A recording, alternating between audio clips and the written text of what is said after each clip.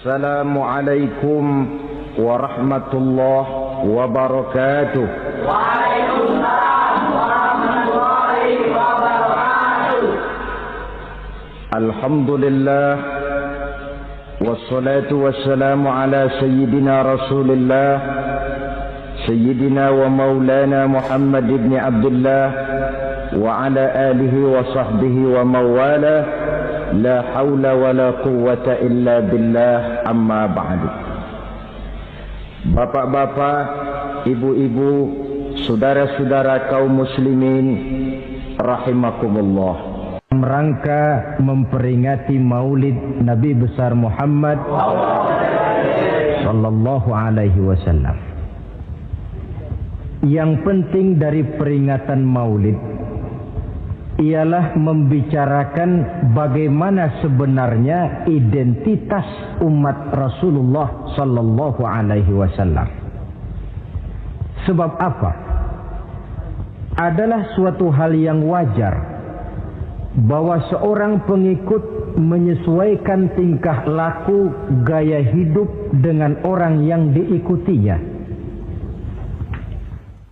Jangankan di dunia ini, di akhirat nanti identitas ini akan dimintakan pertanggungjan jawab dan akan ditanyakan kepada kita. Sekurang-kurangnya menjadi pengikut rombongan orang besar merupakan suatu nikmat. Paling tidak kita bisa numpang mujur.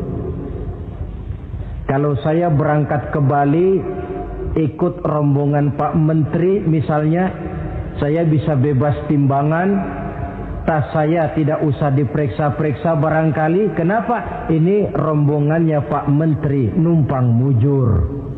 Itu sekurang-kurangnya. Tetapi tentu untuk menjadi anggota rombongan Pak Menteri ini kan harus ada tanda, ciri-ciri atau yang disebut identitas. Kalau kita mengaku dan memproklamirkan diri sebagai umat Nabi Muhammad, sebagai pengikut beliau, apa sih identitasnya, ciri-cirinya? Inilah yang akan kita bicarakan pada kesempatan ini, bersumber dari surah Al-Fatah ayat 29. Allah Subhanahu wa taala menjelaskan Muhammadur Rasulullah, bahwa Nabi Muhammad itu adalah utusan Allah, pesuruh Allah. Walladzina ma'ahu, dan orang-orang yang bersamanya, orang yang mengikuti ajarannya, para sahabatnya, kita ini para pengikutnya, mempunyai ciri atau identitas. Dalam ayat ini ada 5 ciri yang dijelaskan. Pertama, asyidda'u 'alal kuffar. Pengikut Nabi Muhammad bersikap tegas kepada orang-orang kafir. Apa artinya tegas di sini? Saudara-saudara, tegas di sini artinya bukan main marah-marahan, tidak ngajak berkelahi, bukan juga menantang perang. Tegas di sini artinya mempunyai prinsip, mempunyai garis yang nyata di dalam keyakinan beragama. Garisnya apa? Tidak lain, lakum dinukum waliyadin. Bagi Tuhan agama Tuhan, bagi kami agama kami.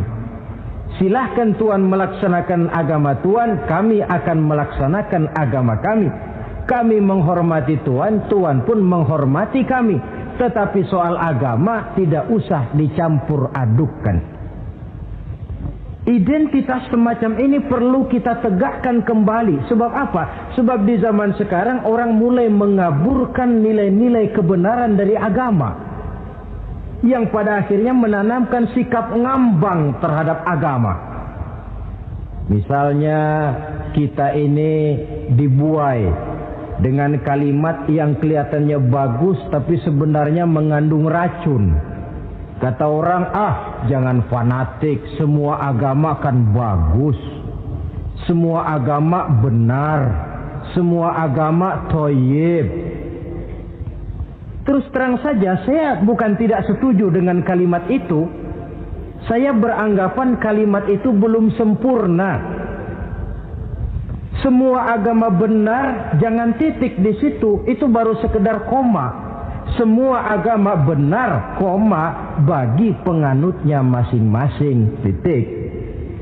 Semua agama baik, koma, bagi penganutnya masing-masing, titik. Bagi kita yang muslim, yang benar, Islam.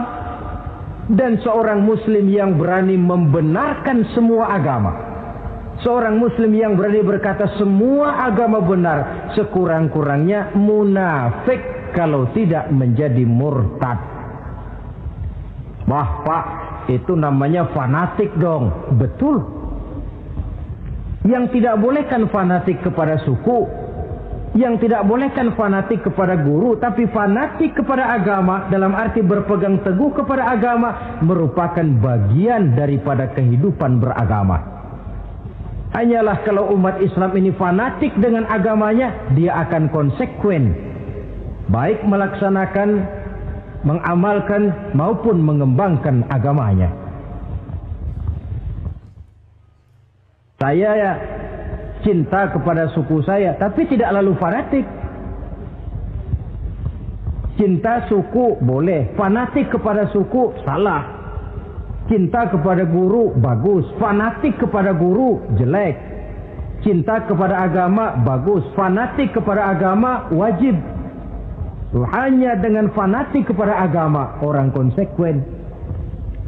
Yang jelek itu kan kalau sudah fanatisme kesukuan. Contoh, misalnya mentang-mentang orang Sunda, lalu ngomong saya ogah dengerin ceramah. Kenapa? Ustaznya bukan orang Sunda sih. Ini nggak bener, emangnya Nabi Muhammad kelahiran Ciamis? Kan tidak.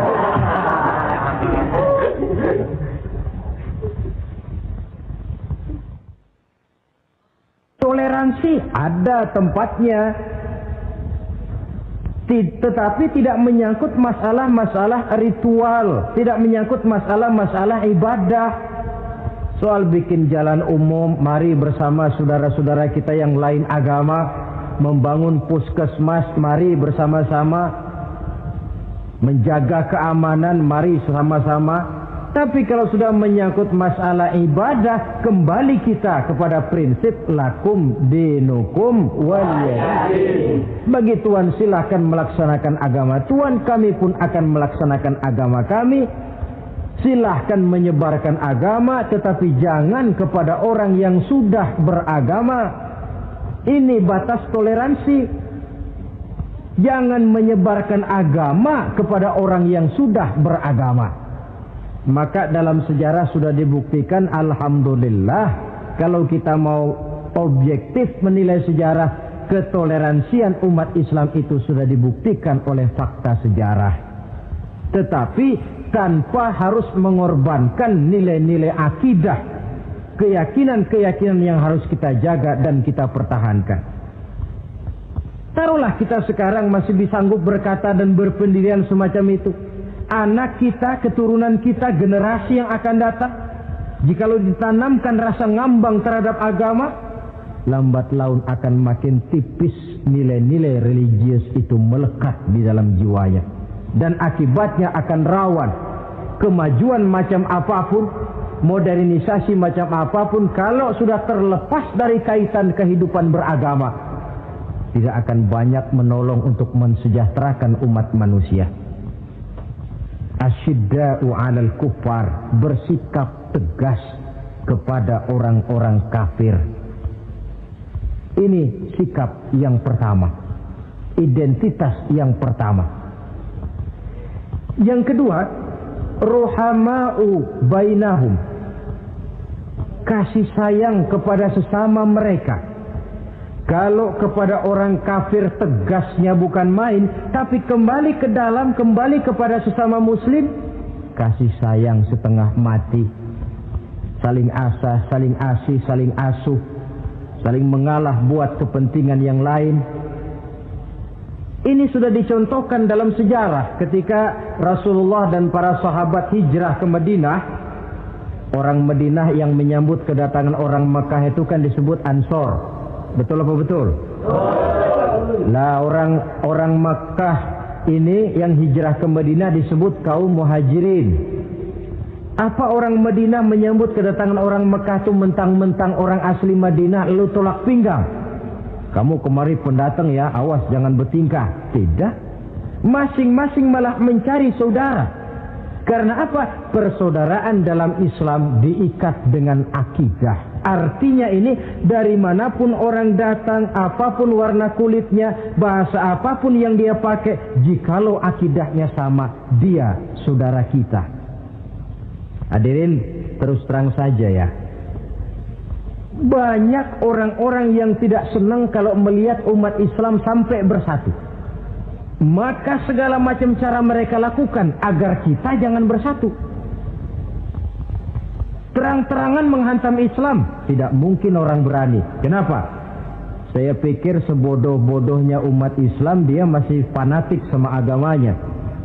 Dia masih sanggup bilang, "Mas, gue emang gak sembayang, tapi agama gue lu hina, gue bacok lu." Itu kan positif, fanatisme agama namanya. Maka orang menghantam Islam itu lalu nggak berani terang-terangan. Caranya belajar dari Van der Plas, belajar dari Snokor-Gronya. Mau menghantam Islam, masuk ke tengah-tengah umat Islam. Pakai peci, kalau perlu pakai sorban, pakai sorban. Nggak bisa assalamualaikum latihan, assalamualaikum. Hantam Islam dari dalam. Caranya, kalau perlu dibuatkan merek-merek Islam. Yang mereknya Islam tapi tujuannya bikin kacau dalam Islam. Muncullah yang namanya Islam ingkar sunnah. Muncul yang namanya Islam sejati. Islam. Mereknya Islam, tujuannya bikin kacau dalam Islam.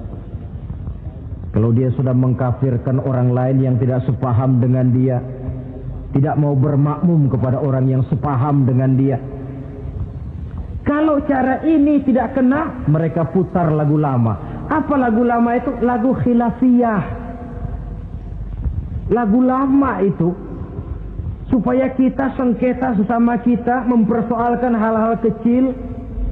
Waktu terbuang, energi habis untuk mempermasalahkan hal yang tak pernah kunjung selesai. Sering kejadian toh di kampung-kampung. Yang satu pakai usolli, yang satu tidak, lalu pisah RT. Yang satu azan sekali Jumatan, yang satu 2 kali, lalu bangun masjid lagi. Yang satu kunut, yang satu tidak, asaholo. Persoalan yang semacam ini sampai kiamat tidak akan kunjung selesai. Oleh karena itu potensi yang besar ini tidak tersalurkan dengan wajar karena kita centang perenang di dalam, tidak pandai menjaga kesatuan dan persatuan sebagai modal dasar untuk berbuat yang lebih baik. Adalah lebih baik kita ini mencari titik-titik persamaan dan bukan memperbesar pola perbedaan. Ruhama'u bainahum, kasih sayang sesama mereka.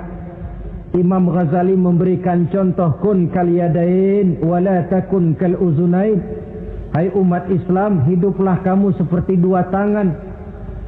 Saling asah, saling asih, saling asuh, saling mengalah buat kepentingan yang lain. Coba lihat 2 tangan kita, rukunnya bukan main. Kalau tangan kanan maju ke depan, kata yang kiri, oke, saya mengalah. Dia mundur ke belakang. Kiri di depan, kata kanan, sekarang giliran saya ngalah. Dia mundur ke belakang. Akhirnya kita jalan lenggang. Enak nggak dilihat orang? Coba kalau nggak ada yang mau ngalah. Tangan kanan ke depan, kata yang kiri, gue juga bisa. Dia ke depan lagi. Depan kayak robot kita jalan. Lalu mekanisme kerjanya. Tangan kanan kerjanya bagus-bagus toh. Salaman tangan kanan, tanda tangan tangan kanan, hitung duit tangan kanan, ambil kue tangan kanan. Kiri nggak pernah protes, tahu posisi. Memang tugas saya bidang pembersihan. Ya pembersihan saja dilakoni. Artinya apa ini? Yang satu dengan yang lain saling memperkuat walaupun komposisinya berbeda. Dicontohkan dalam perjalanan kehidupan sahabat Nabi. Sahabat Nabi yang paling terkenal itu 4 orang. Sayyidina Abu Bakar, Sayyidina Umar bin Khattab, Sayyidina Utsman bin Affan, Sayyidina Ali bin Abi Thalib. 4 sahabat ini kalau kita lihat komposisinya, keahliannya lain-lain. Coba, ada Sayyidina Abu Bakar, ini sahabat merangkap mertua. Kalau bahasa sekarang, Abu Bakar ini disebut kiai diplomat. Kiai karena beliau orang alim, diplomat karena pandai bersiasat, ahli politik. Kemampuan berpolitiknya digunakan buat kepentingan agama. Sebab siapapun yang berpolitik untuk kepentingan agama, tentu kita doakan. Tetapi siapapun yang jual agama untuk kepentingan politik, kita juga berdoa. Cuma tentu doanya lain dengan yang berpolitik buat agama tadi. Saudara hadirin yang saya hormati, ada Umar bin Khattab. Ini kalau bahasa sekarang disebut imam jenderal ini. Imam tapi jenderal, jenderal tapi imam. Kenapa imam? Karena dia mampu memimpin jamaah di masjid. Kenapa jenderal? Karena dia sanggup memimpin tentara di medan perang. Kegagahannya, keberaniannya, keperkasaannya digunakan membantu perjuangan Rasul. Ada Utsman bin Affan, santri ekonom. Kenapa santri? Karena dia orang kaya. Kenapa ekonom? Karena dia pengusaha bergerak di bidang bisnis. Keuntungan usahanya untuk membantu perjuangan Rasul. Ada Ali bin Abi Thalib, tokoh muda tapi intelek. Masih muda tapi rela mengorbankan nyawa demi keselamatan Rasul di malam hijrahnya. Alangkah nikmatnya umat Islam ini kalau punya kiai diplomat, imam jenderal, santri ekonom, pemuda intelek, yang masing-masing bekerja sama menunjang untuk kepentingan agama. Ruhama ubainahum, kasih sayang di antara sesama mereka. Mobil, kenal mobil nggak? Ya. Mobil itu baru bisa jalan dengan baik kalau seluruh onderdilnya kompak. Kalau yang satu sudah merasa dirinya lebih penting dari yang lain, alamat mobil udah dekat mogok. Misalnya yang jadi bensin nyombong, kalau nggak lantaran saya nggak bakalan jalan nih mobil. Bannya denger, sombong. Kata ban, sombong kamu bensin. Apa kamu kira kamu saja yang penting? Saya tersinggung, kata ban, lalu kempes. Kira-kira kalau ban kempes jalan nggak mobil? Begitulah umat ini. Kayak satu bangunan, ada yang jadi jendela, pintu, tiang, genteng dan sebagainya. Tetapi satu sama lain hendaknya saling memperkuat. Kalau tidak, kita ini pernah diramalkan oleh Nabi, yushiku an tada'a alaikumul umam kama tada'al akalatu ala qas'atiha. Satu saat akan datang di tengah-tengah kamu di mana keadaanmu waktu itu seperti makanan di meja makan. Coba bayangkan, menurut Rasul satu saat kondisi umat Islam akan seperti makanan di atas meja. Yang barat mau makan, yang timur mau santap, yang selatan mau ganyang, yang utara mau injak-injak.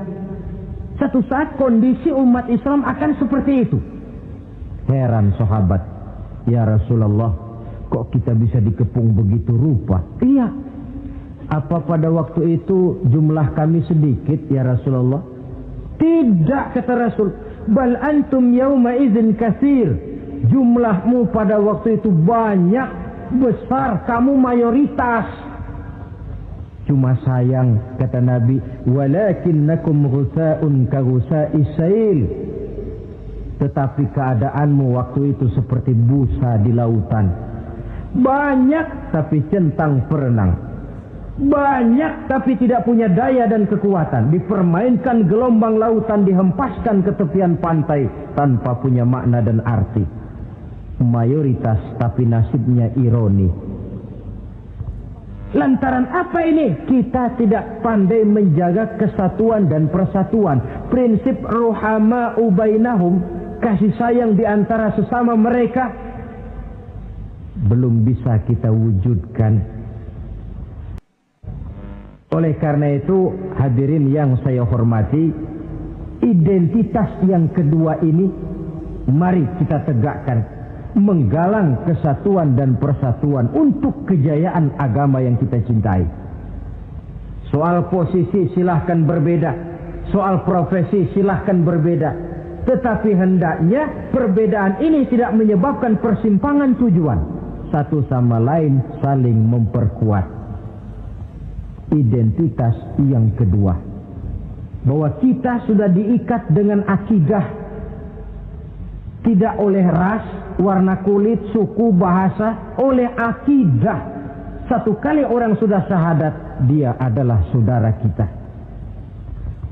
Sudah lewat masanya di mana kita umat Islam ini dikotak-kotakan, dan sudah datang waktunya di mana kita bersatu, saling menunjang, saling membantu, sehingga dengan demikian terwujudlah satu masyarakat yang diikat dengan nilai-nilai akidah. Ini yang kedua, kasih sayang kepada sesama muslim. Satu badan itu kalau yang satu sakit, yang lain kan akan ikut merasa sakit. Saudara jalan tengah malam, ibu jari tersandung batu, meletak. Begitu ibu jari tersandung batu, kontan, darah keluar, mulut bilang aduh, kepala ikut pusing, gak pakai diundang. Solidaritas sosial yang terjadi secara reflektif. Tidak ada ibu jari tersandung, mulutnya malah ngomel, rasain lo. Masa nyumpain badan sendiri, kan tidak mungkin. Tapi ini yang terjadi, kita lihat. Akibat apa? Tidak terwujudnya solidaritas sosial yang bersifat refleksif tadi. Nah, inilah saudara-saudara identitas yang kedua.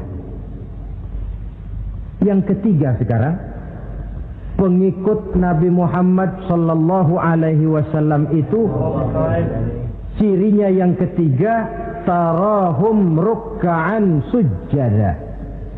Engkau lihat mereka ruku dan sujud, mendirikan solat. Ini identitas, ciri. Di akhirat nanti akan diperiksa dengan seadil-adilnya. Siapa? Saya, Pak. Saya siapa? Pengikut Nabi Muhammad. Betul? Betul. Baik. Pengikut Nabi Muhammad itu tandanya ruka'an sujada, ruku dan sujud. Sampean ngaku umat Nabi Muhammad, sujud, pernah sembahyang? Sembahyang juga, Pak. Berapa kali? Gak banyak-banyak, Pak, setahun 2 kali. Kapan itu? Idul Fitri sama Idul Adha. Kata petugas, syarat kurang, minggir. Sebab sering dikatakan sholat itu kan ada yang harian, ada yang mingguan, ada yang tahunan. Ada yang sholatnya harian. Yang harian ini juga 2 macam. Ada yang belang-belang, ada yang mulus. Kalau yang belang-belang itu kalau zuhur sholat, asar out. Asar kepegang, maghribnya melayang. Maghrib ketangkep, isaknya terbang. Itu lumayan ketimbang yang seminggu sekali, cuma Jumat saja. Yang Jumat pun agak lumayan lah daripada yang setahun 2 kali, cuma Idul Fitri dan Idul Adha.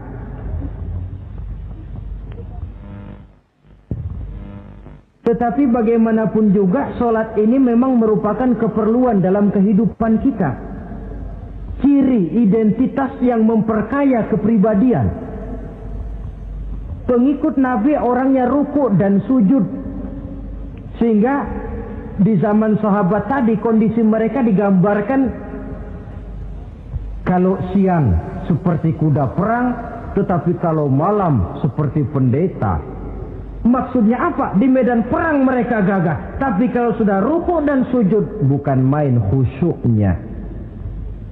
Ruku dan sujud.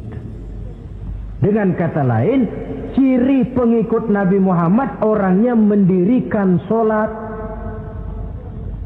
Nah, masalahnya sekarang apa perlunya sholat dalam kehidupan kita? Yang jelas dia untuk menggembirakan Allah kok. Se-ASEAN orang tidak ada yang sholat, Allah tidak akan berhenti jadi Tuhan. Manfaatnya akan kembali kepada kehidupan. Nah, apa perlunya sholat dalam kehidupan kita? Ada beberapa hal yang bisa kita angkat ke permukaan tentang perlunya sholat ini. Jadi sholat itu perlunya kita, sehingga suatu saat nanti kita tidak lagi berkata saya wajib sholat, tapi kita akan berkata saya perlu sholat. Apa perlunya sholat dalam kehidupan kita? Pertama, sholat itu membuat orang rendah hati, tidak melonjak menjadi angkuh dan sombong. Yang kedua, sholat itu membuat orang tahu diri. Yang ketiga, sholat itu mendatangkan ketenangan jiwa dan ketentraman batin lantaran orang punya sandaran vertikal kepada Allah. Sehingga agama menekankan benar ini bukan cuma untuk kita, tapi juga anak kita, keturunan kita. Sehingga Nabi mengajarkan, ajari, didik anak-anakmu sholat pada umur 7 tahun. Kalau umur 10 tahun mereka sudah berani meninggalkan sholat, pukul. Bukan dengan tujuan menyakiti, tapi mendidik anak supaya disiplin dengan sholatnya. Kayaknya kita yang hidup di zaman serba modern ini, soal anak mau sholat atau tidak, kayaknya orang tua itu, kalau istilah anak sekarang, cuek-cuek aja. Jarang yang mengadakan inspeksi, pengecekan anaknya sudah sholat apa belum, lalu sholatnya disiplin apa tidak. Jarang yang memberikan sugesti dan rangsangan supaya anaknya mendirikan sholat. Saya jarang mendengar orang tua muslim yang berkata, nak, kalau kau hafal Fatihah dengan artinya bapak beliin sepatu baru. Nak, kalau kau hafal juz amma, bapak beliin sepeda. Sugesti untuk hal-hal yang bersifat agama sangat langka. Tapi kalau sudah hal-hal yang bersifat umum, wah, nah, kalau kamu lulus nanti SD ya, kita piknik ke Tangkuban Perahu, lulus SMP tur ke Bali, lulus SMA piknik ke Singapura. Rangsangan dan dorongan, baguslah itu. Tetapi alangkah akan lebih bagusnya jika untuk hal-hal yang bersifat agama kita pun sanggup memberikan sugesti, rangsangan dan dorongan kepada anak-anak kita. Sehingga sejak kecil mereka sudah terbiasa dengan sholat.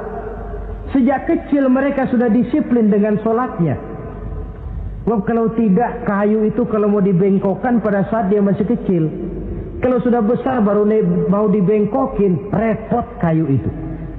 Membentuk orang soleh itu harus dimulai sedini mungkin. Karena itu salah satu fungsi solat Allah jelaskan, inna sholata tanha 'anil fahsya wal munkar. Bahwa solat yang dikerjakan dengan betul mampu mencegah manusia dari perbuatan yang keji dan munkar. Jadi dengan kata lain orang yang disiplin dengan solat terpeliharalah dirinya dari perbuatan yang keji dan munkar.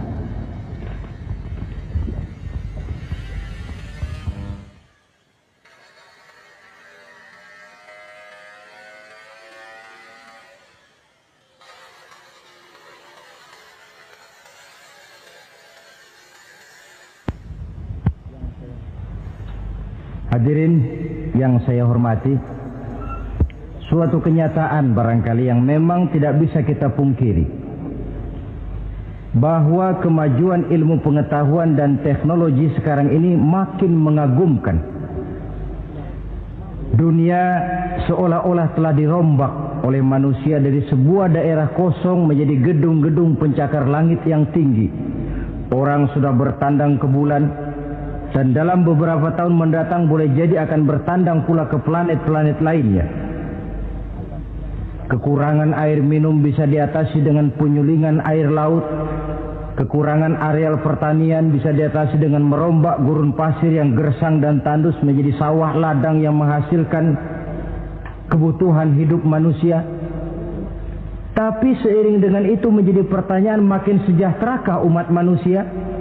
Tercapaikah kebahagiaan? Pada sisi lain kita melihat kemajuan itu melahirkan hal-hal yang tidak kita harapkan. Apa yang kita sebut dengan penyakit dunia modern, yang rupanya makin banyak dokter, makin banyak juga penyakit, makin banyak rumah sakit, makin aneh nama penyakit. Pola yang paling berbahaya ialah jikalau kemajuan itu menyebabkan manusia sampai mendewa-dewakan ilmu dan teknologi. Dan ini yang sering saya istilahkan dengan berhala abad 20. Kalau dulu orang menyembah berhala yang namanya Latta, Uzza, Manat, Hubal, orang zaman sekarang secara tidak langsung banyak yang menjadi penyembah komputer, penyembah sains dan teknologi, mendewa-dewakan otak, lalu lupa bahwa sepanjang yang bisa dilakukan oleh manusia adalah berusaha dan berusaha, sementara ketentuan mutlak datang dari Allah Subhanahu wa ta'ala. Disinilah perlunya ruku dan sujud, agar manusia tahu benar hakikat dari mana dia datang, di mana dia sekarang, mau apa dia di sini, dan kemana dia akan pulang. Oleh karena itu, pada kesempatan ini saya mengajak, marilah identitas ini kita tegakkan dalam diri kita, menjadi pengikut yang ruku dan sujud di hadapan Allah. Sebab di sana terdapat sumber kekuatan, baik dia kekuatan batin, kekuatan jiwa, kekuatan dalam semangat perjuangan, kekuatan dalam menegakkan yang ma'ruf dan menghancurkan yang munkar. Sandaran kita kepada Allah. Saudara mungkin masih ingat ketika Rasulullah dan Abu Bakar hijrah, mereka berdua tidak langsung ke Madinah tapi berada di Gua Sur 3 malam 2 hari lamanya. Orang kafir Quraisy yang mengejar sampai juga di mulut gua itu. Andai kata mereka menengok saja ke bawah, sudah kelihatan Nabi dan Abu Bakar, tapi mereka tidak menoleh.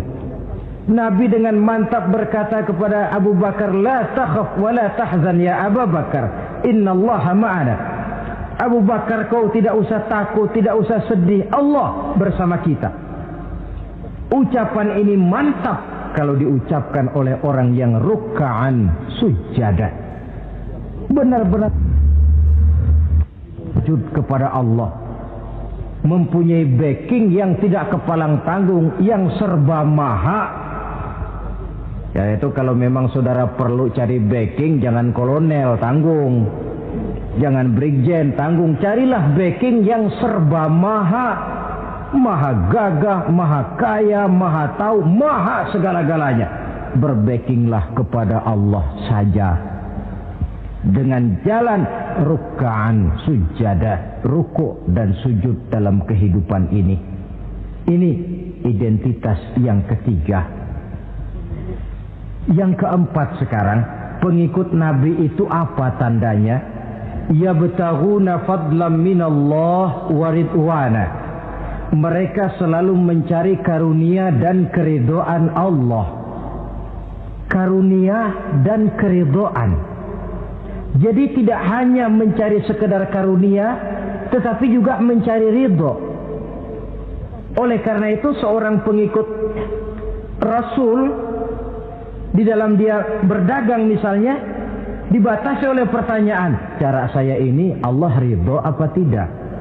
Dia cari rezeki, dibatasi oleh pertanyaan, Allah ridho apa tidak? Dia menginginkan jabatan yang tinggi, tapi tetap dalam kerangka pertanyaan, kalau cara ini Allah ridho apa tidak? Sehingga tidak lantas menghalalkan cara apapun halal asal tujuan tercapai, itu kan caranya PKI. Asal tujuan tercapai cara apa saja halal. Seorang muslim pengikut baginda Nabi tidak diajarkan semacam itu. Kenapa perlu mencari keridhaan Allah, karunia yang Allah ridho? Karena apapun yang kita pakai, apapun yang kita makan terutama, Jikalau bersumber dari sesuatu yang Allah tidak ridho, katakan yang haram misalnya, akan mempengaruhi gaya dan gerak hidup kita. Contoh, kata Imam Ghazali, kalau engkau terlalu senang memakan makanan yang haram, dia akan mempengaruhi caramu berpikir sehingga kau akan cenderung berpikir yang haram. Mencari karunia yang Allah ridho, dan hidup itu kalau sudah mendapat ridho Allah, sudah satu kenikmatan yang tidak bisa dibeli dengan nilai materi yang bagaimanapun banyaknya. Karena itu biarlah kita orang mukmin ini di dunia hidup kaya asal Allah ridho saja. Enggak apa-apa. Biar rumah kita gedung, punya mobil bagus, uang banyak, kalau Allah ridho enak. Daripada sudah melarat tinggal di pinggir kali, rumahnya gubuk, Allah marah lagi. Kapan mau senang orang macam begitu? Jadi biarlah kita ini bahagia di dunia, asal di akhirat masuk surga. Nggak apa-apa. Mencapai kebahagiaan di dunia dan di akhirat. Cari karunia Allah sebanyak-banyaknya. Karena memang bumi dan segala fasilitasnya diperuntukkan bagi manusia. Dan karunia Allah itu ada dimanapun kita pergi. Dahulu ketika turun perintah hijrah, sebagian sahabat berpikir-pikir, kalau saya hijrah ke Madinah, di Madinah mau makan apa saya? Ini Mekah kan jelek-jelek, kampung sendiri. Umpama kepepet ngutang-ngutang dikit orang masih percaya lah, kalau ke Madinah ngutang sama siapa? Takut dia kalau hijrah ke Madinah tidak dapat makan. Allah memberikan jaminan, qul li'ibadiyalladzina amanu inna ardi wasi'ah fa iyaya fa'budun. Katakan kepada mereka Muhammad, hai hamba-hambaku yang beriman, bumiku ini luas. Di Mekah kau makan, hijrah ke Madinah juga kau akan makan. Apalagi hijrahmu karena membela agama. Jangan karena membela agama kau takut kelaparan. Artinya apa? Karunia Allah itu ada dimanapun. Kalau kita mau berusaha, tetapi jangan lupa usaha itu harus yang Allah ridho. Kalau sekedar hasil usaha cara apapun boleh, ya dapat. Tetapi tanpa ridho, semuanya tidak akan membawa ketenangan, ketentraman, dan kebahagiaan. Allah itu kan maha pengasih, tidak pilih kasih katanya. Artinya apa? Semuanya Allah kasih. Orang kalau mau berusaha dapat. Itu logika. Sunnatullah kata kita, hukum alam kata orang. Kalau mau berusaha mesti dapat. Tetapi kasih sayang Allah ini tidak diberikan kepada setiap orang. Kalau pengasihnya berlaku kepada semua orang, mau kafir mau beriman, kalau berusaha dapat. Itu Rahman namanya. Tapi Allah tidak cuma Rahman, Allah juga Rahim, Maha Penyayang. Bedanya apa? Orang yang dikasih itu belum tentu disayang. Tetapi kalau disayang mesti dikasih. Kalau tidak dikasih tentu ada pertimbangan lain untuk kepentingan kita. Misalnya anak kita baru kelas 1 SMP datang, Pak beliin motor buat sekolah. Kita lalu menilai anak ini nggak ada motor saja kadang-kadang jarang sampai ke sekolah, apalagi dibeliin motor, bisa dari rumah berangkat ke sekolah nggak sampai.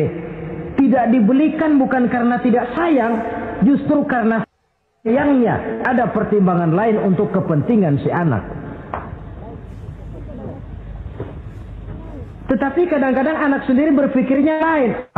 Bapak katanya sayang, minta dibeliin motor saja tidak dibelikan. Dia menilai orang tuanya tidak sayang. Padahal justru sayangnya lalu tidak dibelikan. Begitulah satu contoh kecil dari keridhaan Allah ini. Jika Allah sudah memberikan ridhonya kepada kita, segala yang kita mau diberikannya. Kalau tidak juga diberikan, tentu ada manfaatnya untuk kemaslahatan kita. Allah Maha tahu. Misalnya orang mengeluh, saya akan sembahyang rajin, ngapa rezeki seret bener sih? Apa saya berhenti lagi sholat? Allah lebih tahu. maslahatnya. Barangkali potongan kayak kita ini kalau diberikan rezeki banyak sedikit lalu berhenti ke masjid. Rezeki lu segini aja dah, lu jadi rajin ke masjid. Ada manfaatnya buat kepentingan kita. Mencari karunia yang Allah ridho. Dalam alam yang terbentang luas ini karunia Allah terhampar luas. Tinggal kita mencari, dan untuk mencari itu diperlukan keahlian. Keahlian hanya timbul karena pendidikan. Makin ke depan persaingan hidup makin tajam tanpa membekali diri. Terutama generasi kita yang akan datang, anak-anak kita. Boleh jadi mereka akan tersudut ke pojok-pojok kehidupan untuk kemudian lebih banyak jadi penonton daripada sekedar pemain. Dan kerugian akan kembali kepada kita. Karena itu cari karunia Allah sebanyak-banyaknya, tapi dengan garis bawah yang Allah ridho. Sekali lagi, carilah karunia Allah sebanyak-banyaknya dalam kehidupan ini, tetapi dengan menggarisbawahi yang Allah ridho. Inilah identitas yang keempat. Yang kelima sekarang, identitas yang terakhir, simahum fi wujuhihim min atharis sujud. Di muka mereka ada tanda bekas sujud. Ini pengikut Rasulullah sallallahu alaihi wasallam. Bekas sujud, iya. Apa bekas sujud itu? Apa jidatnya hitam kebanyakan sujud? Mungkin. Karena rajin sujud lalu berbekas. Boleh jadi, tapi soal hitam di jidat sih gampang digosok-gosok. Yang terpenting asarus sujud di sini dalam bentuk sikap mental. Apa sikap mental yang saya maksud? Orang yang rajin sujud itu lalu membekas dalam kehidupannya pengaruh sujud. Apa pengaruh sujud? Karena rajin sujud timbul ikhlasnya. Sudah berbuat, yang penting itu Allah. Orang lain mau tahu atau tidak, orang lain mau puji atau tidak, yang penting Allah. Sebab kalau sudah dia usolli fardal maghribi Allahu Akbar, dia tinggalkan dunia dan seluruh isinya. Naik dia menghadap Allah. Selamat tinggal sebentar dunia, nanti saya balik lagi. Yang ada cuma dia dan Allah dalam dialog langsung. Timbul keikhlasan, terjemahannya dalam kehidupan. Berbuat tanpa pamrih, tidak suka menepuk jasa dan menghitung jasa. Sebab biasa orang itu kalau sedang perang tidak sempat ngaku jadi pahlawan, tapi kalau perang sudah selesai nggak kenal bedil ngaku pahlawan. Kalau perang sedang berkecamuk, jarang yang mengaku pahlawan. Kalau sudah perang selesai, masing-masing nepuk dada. Seorang yang ikhlas, seorang yang berbuat tanpa pamrih, dan ini pengaruh sujud dalam kehidupan. Lalu apalagi timbul jujurnya. Kenapa? Kalau dia sholat zuhur 4 rakaat, lalu umpama selesai 3 rakaat dia salam, orang lain tentu tidak tahu dia korupsi 1 rakaat. Tapi kenapa tidak dia lakukan? Ada Allah sih yang tahu. Timbul kejujuran, disiplin murni yang berakar dari hatinya sendiri. Lalu apa lagi? Kesabaran. Dilatih lewat sholat. Kalau belum selesai 4 rakaat, jangan berhenti sholat isya umpamanya. Dan banyak lagi pengaruh-pengaruh asarus sujud. Ini di dunia. Di akhirat nanti kata Nabi, inna ummati ya'tuna yaumal qiyamah ghurran muhajjalin min asaril wudu. Umatku di hari kiamat nanti akan datang menghadap Allah dengan muka berseri-seri dari sebab air wudu. Mukanya bersinar-sinar karena di dunia rajin wudu. Sehingga barangkali di akhirat nggak perlu ngaku-ngaku kita. Ya Rasulullah, saya umatmu, tidak perlu. Rasulullah lihat sendiri, wah ini mukanya bersinar-sinar. Ta'ali ummati, umatku sini, umatku sini. Kalau di dunia rajin kena air wudu. Ya rajin wudu artinya kan rajin sholat. Masa ada orang wudu aja nggak sholat, kan model. Kalau muka tidak pernah tersentuh wudu, kalau muka tidak pernah sujud, teriak-teriak kita mengaku, ya Rasulullah saya umatmu ya Rasulullah. Kata Rasulullah, nggak ada umat saya yang dekil kayak sampean.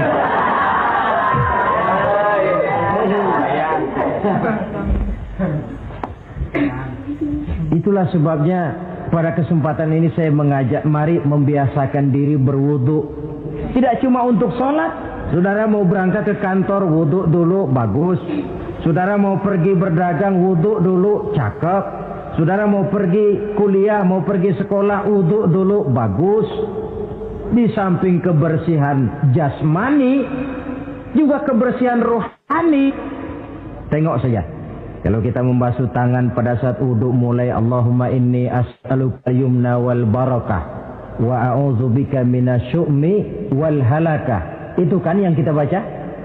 Ya Allah, saya mohon keberkahan di dua tangan ini, supaya tangan ini kalau dibawa dagang untung, dibawa menanam lalu panen, dibawa berusaha menghasilkan rezeki. Dan saya berlindung kepadamu ya Allah, jangan sampai tangan ini membawa kesialan dan kecelakaan. Berlindung kepada Allah jangan sampai jadi punya tangan sial.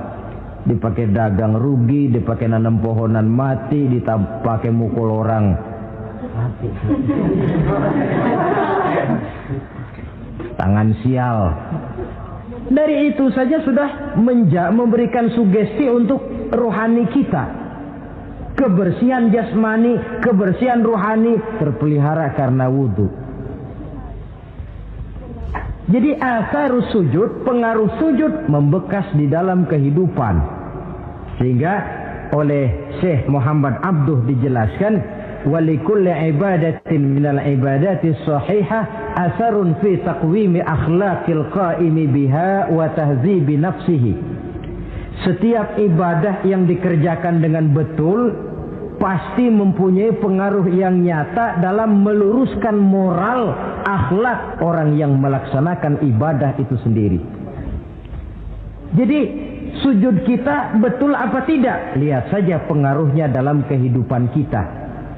Sholat kita sudah betul apa tidak? Lihat saja pengaruhnya dalam kehidupan kita. Kalau sujud ya sujud, tapi judi jalan juga, nah, sujudnya belum betul. Waktunya sholat ya sholat, waktunya mabuk, sholatnya belum betul. Waktunya ruku ya ruku, giliran nyolong, sholatnya belum betul.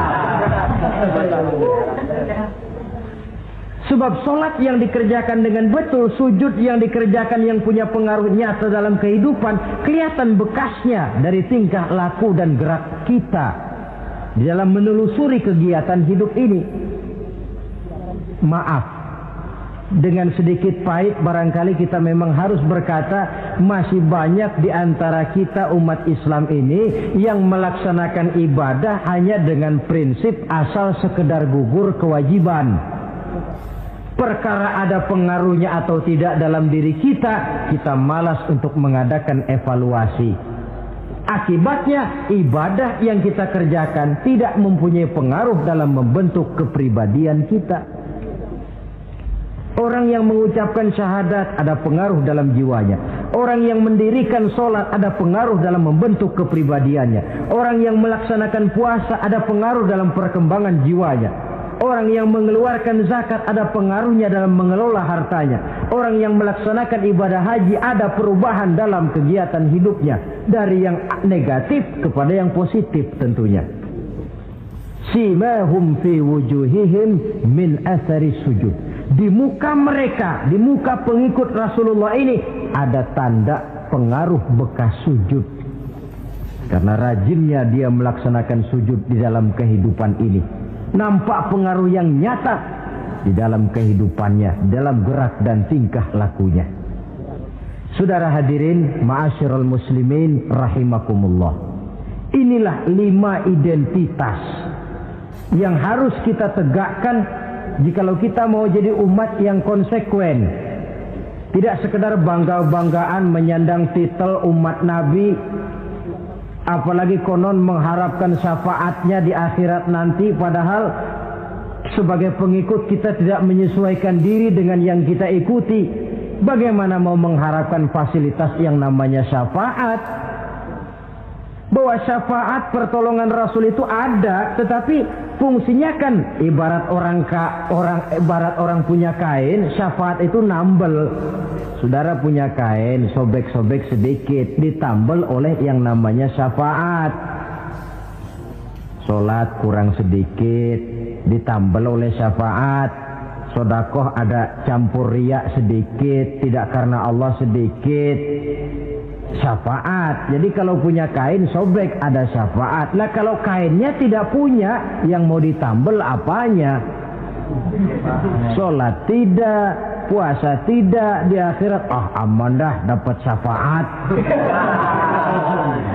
Tentu terlalu berlebihan, terlalu optimis mengharapkan sesuatu yang kita memang tidak punya modal dasar untuk memperolehnya.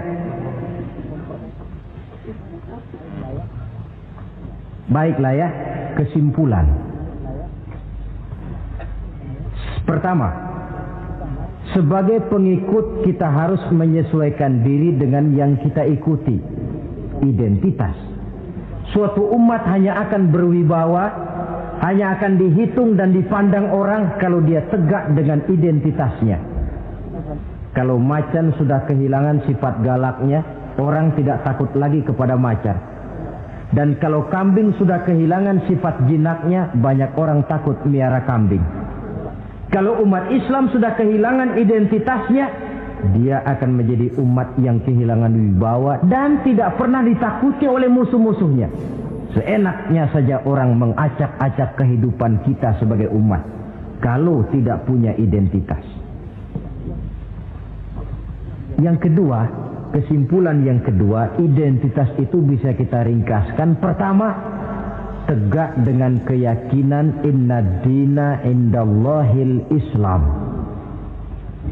Menumbuhkan fanatisme agama dalam arti berpegang teguh kepada agama. Menempatkan toleransi pada tempatnya yang wajar. Tidak mencampur adukan semua agama. Tegas di dalam mempertahankan akidah. Kemudian yang ketiga, perlu menegakkan solidaritas sosial yang bersifat reflektif untuk menegakkan wibawa kita sebagai umat, supaya potensi dari umat yang mayoritas ini dimanfaatkan oleh umat itu sendiri. Kalau tidak, kita cuma akan menang jumlah saja, menang bilangan, kuantitas yang tanpa kualitas. Dan kalau ini yang terjadi, nasib kita akan seperti buih di lautan. Banyak, tapi kata orang kampung cuma menang geroyokan. Tidak punya daya dan kekuatan, dicampakkan orang ke kiri dan ke kanan, hanyut oleh arus. Bukan menciptakan arus, tapi malah hanyut oleh arus. Bukan menciptakan model, tapi malah mengikuti model. Bukan menciptakan irama tersendiri, malah diatur oleh irama orang lain. Ini yang menyebabkan ironi. Tegaklah dengan kesatuan dan persatuan, dengan lebih memperbanyak mencari titik-titik persamaan dan bukan memperbesar titik-titik perbedaan. Yang keempat, rukuk dan sujud sebagai sandaran vertikal kepada Allah. Selama kita umat ini masih rajin rukuk dan sujud, selama itu pula nilai optimisme masih ada dalam jiwa dan diri kita. Ya Allah, persilahkan orang memperlakukan kami sesuka hatinya, tapi kami yakin ya Allah, Engkau tidak akan mendiamkan. Satu saat pertolonganmu mesti datang. Itu akan mantap kita ucapkan kalau kita melaksanakan rukuk dan sujud. Tertimpa tangga, jatuhnya sakit, ketimpa tangga lagi, musibah yang beruntun. Rukuk dan sujud sebagai sandaran vertikal. Yang kelima, karunia Allah dan keredoan Allah jangan dipisah. Cari karunia sebanyak-banyaknya, tetapi dalam batas-batas yang diridhoi Allah. Sebab kalau tidak, karunia itu akan makin membuat kita jauh dari Allah. Ilmu karunia itu. Tapi kalau tidak dari Allah, Nabi ingatkan, man izdada ilman wa lam yazdad huda, lam yazdad minallahi illa bu'da. Orang yang bertambah ilmu tapi tidak bertambah hidayah, dia hanya akan semakin jauh dari Allah. Jauh dari Allah menimbulkan kegersangan dalam jiwa, kepanasan dalam hati, sehingga jauhlah kita dari ketenangan hidup. Karunia yang Allah ridho, dan Islam melarang umatnya untuk berpangku tangan menunggu keajaiban dari langit. Berusaha, berikhtiar, berdoa, lalu bertawakal kepadanya. Yang terakhir, hendaknya ibadah yang kita kerjakan dievaluir, ditinjau kembali. Apa pengaruhnya dalam kehidupan kita? Sebab setelah selesai melaksanakan suatu ibadah, hendaknya nilai ajaran yang terkandung dalam ibadah itu bisa kita terjemahkan dalam kehidupan kita. Sehingga gerak kita dalam sholat dengan tingkah laku kita di luar sholat ada kesinambungan. Gerak kita di dalam bulan Ramadan dengan tingkah laku kita di luar Ramadan ada kesinambungan. Namanya ibadah yang kita kerjakan ada pengaruhnya dalam memperbaiki kehidupan kita. Dengan satu prinsip, ibadah itu kita kerjakan adalah kemanfaatannya kembali kepada kehidupan kita. Saudara hadirin yang saya hormati, inilah pembicaraan kita pada pertemuan kita kali ini. Dengan harapan tentunya dalam memperingati Maulid kita tidak hanya sekedar melakukan satu tradisi, tidak hanya sekedar hura-hura, tidak hanya sekedar ikut-ikutan, sebab bagaimanapun peringatan semacam ini bukan tujuan. Ini cuma sekedar alat. Kalau peringatannya yang jadi tujuan, selesai memperingati, selesai sudah. Kayak saudara tujuannya mau ke Bogor, kira-kira kalau sudah sampai Bogor pulang lagi enggak? Pulang. Kenapa? Tujuan sudah tercapai. Tujuannya cuma memperingati Maulid. Sudah selesai. Ya sudah selesai segala-galanya. Yang tidak sholat kembali tidak sholat. Yang teler kembali teler. Pokoknya kan udah Maulid. Itu kalau dijadikan tujuan. Maulid sekali lagi bukan tujuan, cuma sekedar alat. Tujuan kita diantaranya mencari identitas, menyesuaikan diri sebagai seorang pengikut dengan Rasulullah yang kita ikuti itu. Inilah pembicaraan kita kali ini. Mudah-mudahan 5 identitas ini Allah berikan kekuatan untuk bisa kita tegakkan dalam diri kita masing-masing, sehingga kebanggaan sebagai pengikut Nabi dibuktikan dengan amal perbuatan kita. Terima kasih banyak atas segala perhatian. Mohon maaf atas segala kekurangan. Usikum wa iyaya bitaqwallah. Wassalamualaikum warahmatullahi wabarakatuh. Waalaikumsalam warahmatullahi wabarakatuh.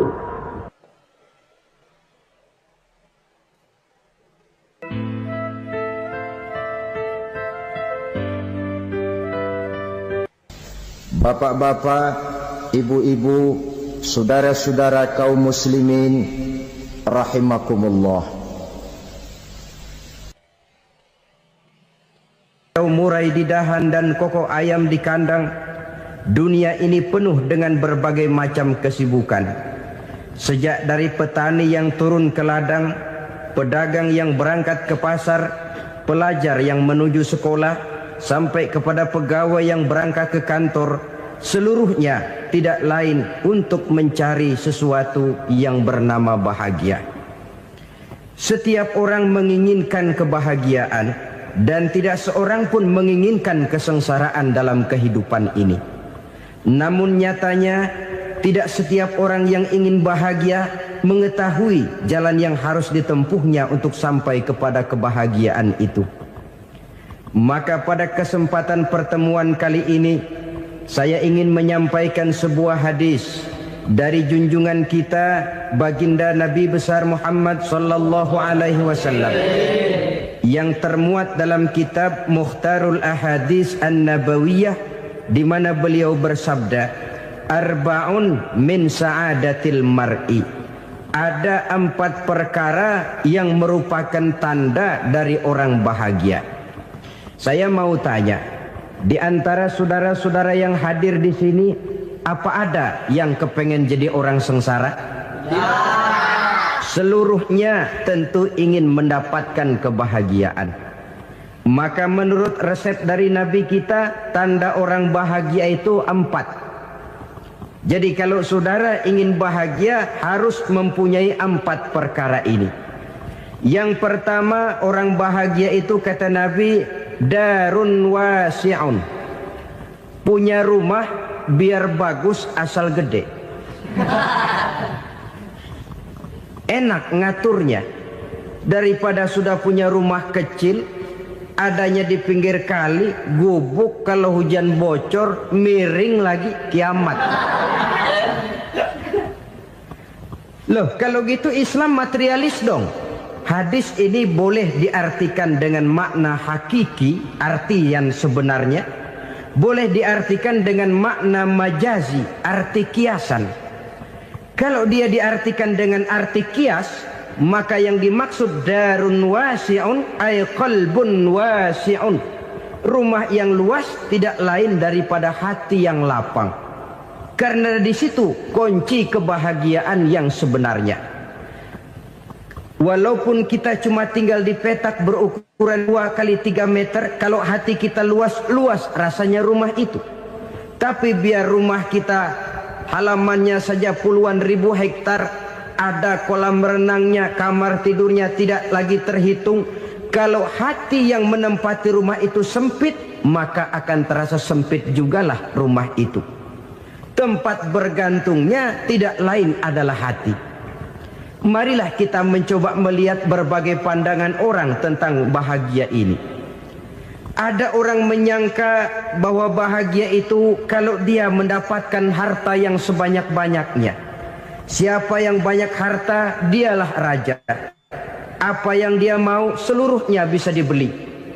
Keamanannya, dia bisa menyewa petugas. Seluruh fasilitas untuk menyenangkan kehidupannya bisa dibeli. Pendeknya, hartalah segala-galanya dalam kehidupan. Sampai ada pepatah mengatakan, innad darahima fil amakini kulliha taksur rijala mahabatan wa jalala. Sesungguhnya harta, dinar, dirham, uang di mana-mana selalu bikin hebat orang yang memilikinya. Coba lihat, orang yang punya duit sama yang enggak punya duit, jangan gaya hidupnya, gaya jalannya aja lain.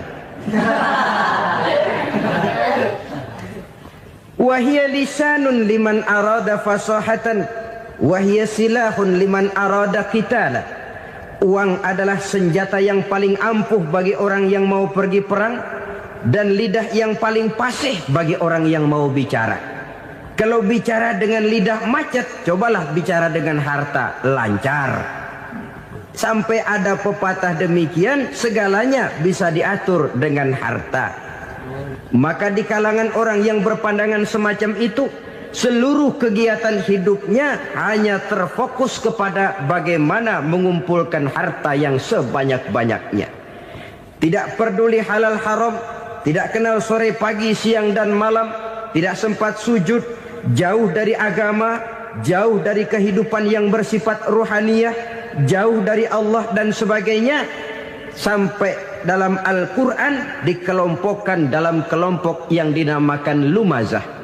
Allazi jama'a malahu wa 'addadah yahsabu anna malahu akhladah. Mereka mengumpul-ngumpulkan harta sebanyak-banyaknya dan menyangka bahwa harta yang banyak itu dapat mengekalkan hidupnya, mengekalkan kekayaannya, mengekalkan kebahagiaannya. Saudara hadirin yang berbahagia, kalau pandangan hidup ini benar, artinya kalau harta memang merupakan satu-satunya hal yang dapat membuat orang bahagia, tentu di rumah mewah tidak akan pernah ada tangis derita. Tentu di satu tempat di mana fasilitas hidup serba menunjang tidak ada yang namanya penderitaan. Tapi suka dan duka, sedih dan gembira, senyum dan tawa adalah milik setiap orang, baik dia punya harta maupun dia tidak punya harta. Nyatalah bahwa harta semata-mata bukan merupakan jaminan bahwa orang akan bahagia, walaupun tanpa harta orang sulit untuk bahagia. Saya mau cerita, ada orang super kaya. Namanya Aristotle Onesimus, raja tanker Yunani. Dia punya kapal tanker saja konon sampai 11 banyaknya. Punya perusahaan penerbangan yang disebut Olympic Airlines. Punya hotel di berbagai kota besar di dunia ini, sejak dari New York, London, Paris, Rome dan sebagainya. Bahkan punya pulau yang dia namakan Pulau Scorpio. Ini kan namanya sudah kaya nggak tanggung-tanggung, punya pulau. Nah, dia punya 2 orang anak, yang satu laki-laki namanya Alexander, yang satu perempuan namanya Maria Onesimus. Seluruh harapannya tertumpah kepada anak lakinya Alexander ini, yang akan meneruskan usahanya, meneruskan kekayaannya, meneruskan dinastinya. Apa yang terjadi? Ternyata anak yang dia harapkan yang bernama Alexander ini mati muda dalam kecelakaan pada waktu dia olahraga. Apa olahraganya? Namanya olahraga anak orang kaya, golongan jet set. Olahraganya olahraga pesawat terbang. Jatuh. Ya nggak kapungut, habis mati. Tinggal satu anak perempuannya, Maria Onesimus. Tapi anak perempuan ini juga malah urakan. Terakhir dia pacaran, bahkan kemudian kawin sama orang Rusia. Rupanya Aristotle Onesimus ini broken. Kekayaannya yang berlimpah ruah, perusahaannya yang begitu banyak, siapa yang akan meneruskan? Siapa yang akan menggantikan? Sampai kemudian dia mengurung diri di Pulau Scorpio dan mati di sana secara mengenaskan. Seorang multi jutawan, seorang yang super kaya, mati menyendiri di pulau sepi. Ibarat kata pepatah, anak ayam mati di lumbung. Bukan kekurangan makanan, keurugan makanan. Begitu kehidupan Aristotle Onesimus. Dan banyak orang-orang yang sudah demikian kaya sampai dibingungkan oleh kekayaannya sendiri. Telusurilah kehidupan David Rockefeller misalnya, Henry Ford misalnya, Adnan Khashoggi misalnya. Multi jutawan yang kadang-kadang dibuat keder oleh kekayaannya sendiri. Pantas ketika Imam Ali ditawarkan orang, "Ya Ali, kalau kepadamu disuruh pilih ilmu atau harta, kau pilih mana?" Ya jelas pilih ilmu dong. Kenapa? Pertama, ilmu kalau kita berikan kepada orang lain tambah. Tapi harta kalau kita berikan kepada orang lain kurang. Saudara punya uang 10.000, dibagi orang 5.000, jelas uang saudara berkurang. Tapi saudara punya ilmu diberikan kepada orang lain bisa, saudara pun makin mantap. Tidak lantas jadi bodoh karena ngajarin orang. Saudara bisa Fatihah lalu mengajarkan orang Fatihah. Orang bisa, saudara pun makin hafal. Tidak lantas setelah diajarin orang ilmunya hilang. Begitu datang dia minta orang, "Tolong ajarin saya Fatihah." Udah habis, nggak ada.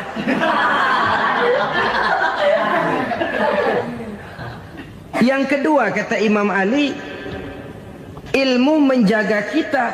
Kalau harta kita yang harus jaga. Makin banyak ilmu makin terpelihara diri seharusnya. Tetapi makin banyak harta makin bingung kita jaganya. Sampai kadang-kadang kalau perlu seluruh keliling rumah dipasangi alarm. Belum cukup disewakan anjing besar-besar, pasang di depan pintu, awas anjing galak. Masih belum cukup juga, cari centeng tukang-tukang kepruk jaga rumah. Masih terasa belum aman, padahal rumahnya dikelilingi tembok besar. Di balik tembok ada pintu-pintunya tebal. Di balik pintu itu terbuka masuk kamar, kamar pun ada pintunya, pintunya pun kuat. Masuk ke dalam kamar ada lemari, lemarinya pun pintunya kuat, dikunci, kuncinya pun kuat. Tapi terhadap seluruhnya yang timbul cuma sekedar was-was saja. Kesimpulannya sekali lagi, tanpa harta orang memang sulit untuk bahagia. Tapi harta semata-mata tidak merupakan jaminan orang akan bahagia. Dengan hati yang luas, itu modal utama untuk mencapai kebahagiaan hidup. Orang yang hatinya luas, saudara-saudara, punya hati yang lapang, melihat kenyataan hidup ini, dia bersyukur senantiasa kepada Allah. Lantas tidak timbul hasud dan iri hatinya. Oleh karena itu, jiwanya selalu lapang. Kalau tidak, cupik hati namanya. Dangkal pandangan, tidak senang melihat orang lain dapat nikmat, dan itu sering dijadikan contoh. Kalau orang yang lapang dada, dia lihat tetangganya beli TV baru, dia berkata, alhamdulillah ya, tetangga kita beli TV, mudah-mudahan kita bisa ikut nonton. Lapang dadanya. Tapi orang yang sempit hati, lihat tetangga beli televisi, meriang. Enggak diapa-apain, meriang. Besoknya dengar tetangga beli motor, makin sakit, ke rumah sakit. Lalu di rumah sakit dengar tetangganya beli mobil, mati. Disiksa oleh perasaannya sendiri. Orang kalau hati sudah sempit dalam hidup, kemanapun dia pergi, sempit rasanya medan kehidupannya. Kemudian kita melihat juga ada orang yang menilai bahwa bahagia itu katanya kalau punya kedudukan yang tinggi, pangkat yang agung, wibawa yang besar. Mungkin betul, tapi mungkin juga tidak. Bergantung kepada hati orang yang punya pangkat itu. Sama dengan harta tadi. Harta akan membawa bahagia kalau dia jatuh ke tangan orang yang berhati lapang. Tapi harta akan jadi bencana kalau jatuh ke tangan hati orang yang sempit. Pangkat akan membawa bahaya kalau jatuh di tangan hati orang yang sempit. Lebih dari itu, kenyataan mengajarkan kepada kita bahwa ternyata pangkat dan jabatan tidak selamanya memberikan kebahagiaan dalam kehidupan. Bahkan resikonya kelewat besar. Beberapa bukti kita bisa ambil dari para pemimpin dunia yang menjadi korban lantaran pangkat dan jabatan yang disandangnya. Saudara ingat Presiden Abraham Lincoln dan John Kennedy dari Amerika? Dibunuh orang. Park Chung-hee dari Korea Selatan, Ziaur Rahman dari Bangladesh, Anwar Sadat dari Mesir, terakhir Indira Gandhi dari India, menjadi korban dari pangkat dan jabatan yang disandangnya dari orang-orang yang tidak senang dia memegang jabatan itu. Dia akan mudah mengundang bencana. Sehingga pantas kalau seorang presiden terkemuka Amerika, Harry Truman namanya, dia mengatakan jabatan presiden itu, kata dia, seperti orang nunggang macan, naik macan. Harus kita taiki, kalau enggak dia bakal nerekam kita, ngeri katanya. Adapun orang yang hatinya lapang, kalau dia menerima pangkat dan jabatan, dianggapnya itu satu kesempatan untuk berbuat baik. Tapi orang yang berhati sempit, menerima pangkat dan jabatan, bukan kadang-kadang menerima, malah berusaha setengah mati mencapai dengan segala cara. Kalau perlu jilat atas, jilat atas. Jadi golongan sumuhun dawuh. Jadi kelompok kulon nuwun, yes sir, yang kerjanya cuma oke bos. Kalau perlu jilat atas, jilat atas. Kalau perlu injak yang bawah, injak yang bawah. Perlu sikut kiri kanan, sikut kiri kanan. Yang penting pangkat dapat, jabatan dapat. Orang yang semacam ini, kalau sudah mempunyai pangkat dan jabatan, biasanya dia tidak menganggap itu sebagai amanah, tidak menganggap sebagai kesempatan berbuat baik, tapi malah kesempatan untuk memperturutkan hawa nafsunya yang dilatar belakangi oleh kesempitan hatinya tadi. Apalagi kalau orang memperoleh pangkat karena banyak mengeluarkan uang. Seakan-akan pangkat dan jabatan itu sekarang macam proyek, pakai tender. Siapa yang berani bayar segini naik, nggak berani minggir.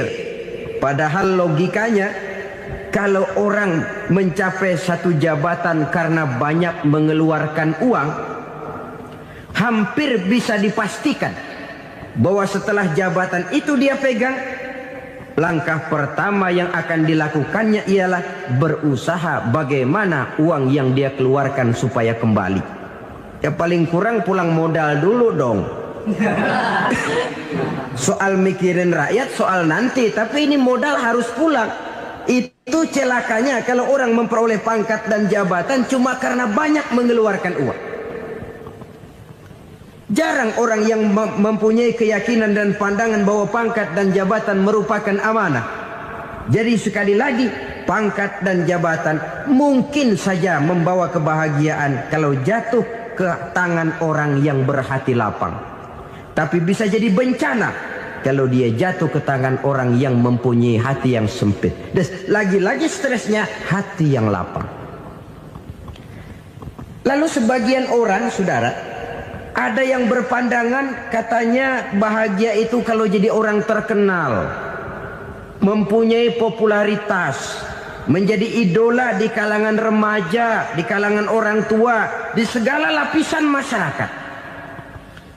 Padahal makin populer orang makin terikat dia.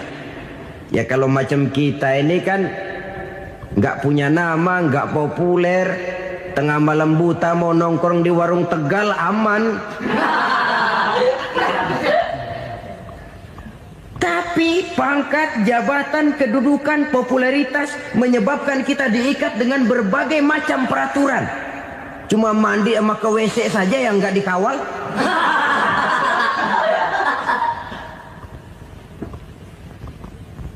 Benarkah popularitas, ketenaran membawa kebahagiaan? Mungkin. Ya, tapi mungkin juga tidak. Kenapa? Banyak orang-orang populer yang mengakhiri hidupnya secara tragis.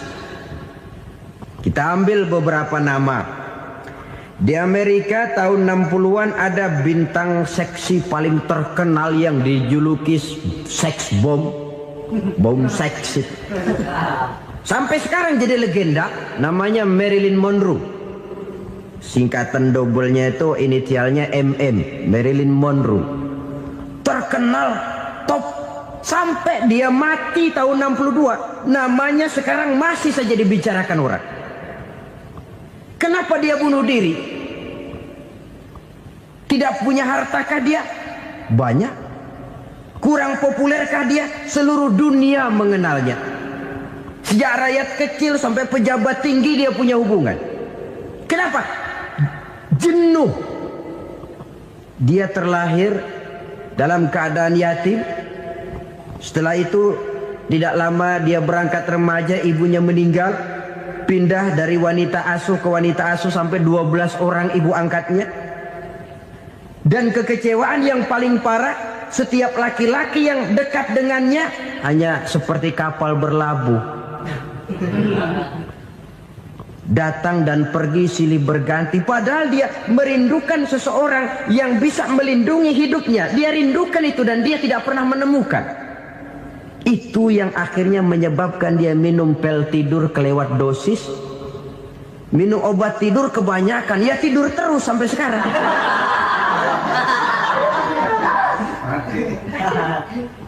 Dia mengakui, saya telah memiliki ketenaran, tapi saya tidak pernah hidup dalam ketenaran itu. Saya pandai main sandiwara, tapi saya ingin hidup dalam alam yang real sebagaimana umumnya orang. Itu yang dia rindukan. Menyusul jejak yang namanya Marilyn Monroe ini, Billie Holiday, saudara kenal tentu, di rumah sakit dirawat. Dia juga minum obat overdosis, mati lagi. Jimi Hendrix minum obat tidur overdosis kelewat batas, mati lagi. Lalu yang menghanyutkan diri di danau, Janis Joplin dan Brian Jones, ini orang-orang populer, orang-orang terkemuka yang mengakhiri hidup secara tragis, bukan karena tidak terkenal, mungkin karena sudah saking terkenalnya. Contoh paling belakangan, Bruce Lee. Wah, ini tukang-tukang keprok tentu kenal siapa dia. Sampai sekarang pun tabir kematiannya masih merupakan misteri. Dan yang masih hidup juga menunjukkan gejala yang aneh. Michael Jackson, rumahnya di Beverly Hills itu dijaga sedemikian rupa, dan dia selalu curiga kepada setiap makanan harus steril, bersih dari segala macam kimia. Kemana dia pergi, itu tukang-tukang keprok sudah selalu menjaga dan mengawal, dan dia seakan takut menunjukkan mukanya yang asli. Hingga kalau tampil ke tengah di luar show, dia kadang memakai pakaian yang tidak menunjukkan dia yang sebenarnya, takut dikenali orang. Ternyata popularitas sering jadi momok yang meracuni kehidupan manusia. Oleh karena itu, benarlah junjungan kita pada saat beliau mengajarkan orang akan bahagia kalau dia mempunyai hati yang lapang. Nah, sekarang masalahnya untuk mendapatkan hati yang lapang, caranya bagaimana? Kita kembali kepada konsep Quran. Allah mengajarkan, ala inna bidzikrillahi tatmainnul qulub. Ketahuilah bahwa dengan banyak mengingat Allah, hati akan tenang, jiwa akan lapang. Dengan kata lain, dekat dengan agama, merasakan kehadiran Allah dekat dalam hidup, itu muara pertama untuk mencapai hati yang lapang. Ala inna bizikrillahi tatmainnul qulub. Jangan macam orang sekarang ingin mendapatkan ketenangan lalu tapak di puncak gunung, di gua-gua, di tempat sepi. Iyalah kalau nggak ada ular. Kalau tergigit ular berbisa, ketenangan belum, mati jelas itu. Islam positif untuk mendapatkan ketenangan. Ala inna bizikrillahi tatmainnul qulubi. Bahwa ketahuilah bahwa dengan banyak mengingat Allah, hati akan tenang, jiwa akan lapang, nuansa pikiran akan luas. Karena yang namanya bahagia ada dimanapun manusia berada. Di kampung ada bahagia, di kota ada bahagia, di ngarai, di lembah, di gunung, di hutan, di lautan, di angkasa luar, dimanapun bahagia itu ada kalau kita bermodalkan hati yang lapang ini. Dan hati akan lapang kalau kita dekat dengan agama. Dekat dengan harta buat sementara hati mungkin tenang, tapi ketenangan yang relatif dan temporer. Apalagi orang tiap kali tambah harta, tiap kali tambah rencana. Itu wajar. Mungkin sebelumnya saudara berpikir, kalau punya duit 5.000 enak nih. Begitu punya duit 5.000, aduh sayang kalau 10.000 aja. Tiap kali tambah harta, tiap kali lain rencana. Makin banyak rencana, makin menjauhkan kita dari yang namanya ketenangan. Padahal ketenangan merupakan unsur utama untuk mencapai bahagia. Dan ketenangan itu bermuara dalam hati manusia. Tengoklah kehidupan ini. Orang yang banyak harta dengan orang miskin, berbedakah rasa sakit yang mereka tanggungkan? Rasanya tidak. Walaupun si kaya tidur di kasur empuk berselimutkan sutra mahal, sementara si miskin meringkuk di balai bambu yang keras dan kasar. Apabila maut datang, dia juga tidak pernah pilih bulu. Maut datang menjemput si kaya di singgasana keemasannya, dikelilingi oleh para pengasuh, dayang dan inang serta para pengawal. Dan maut pun datang menjemput si miskin papa, sehingga ia tergelepar di tepian jalan. Kedua-duanya bernama mati. Kalau nyata bahwa sakit yang ditanggung si kaya tidak beda dengan sakit yang ditanggung si miskin. Bukan harta semata yang membuat orang bahagia. Hati yang tenang, jiwa yang lapang penuh kedamaian. Karena banyak berzikir dan mengingat Allah, itu merupakan modal utama untuk mencapai sesuatu yang bernama bahagia.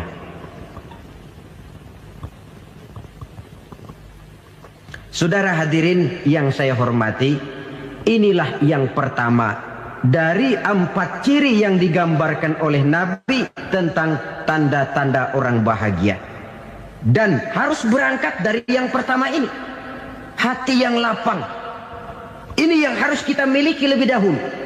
Baru nanti akan menyusul kepada poin yang ketiga, kedua, dan selanjutnya. Sebab kalau hati sudah terisi dengan jiwa yang lapang, seluruh persoalan insya Allah akan bisa kita atasi dengan sebagaimana mestinya. Yang kedua sekarang, tanda orang bahagia menurut baginda Nabi, markabun syariah. Orang bahagia itu, kata beliau, punya kendaraan biar cepat asal lancar. Artinya kemana dia mau pergi mudah. Apa maksud hadis ini? Kalau kita kaji lebih dalam, kendaraan itu kan alat transportasi. Transportasi tidak lain adalah usaha memudahkan komunikasi.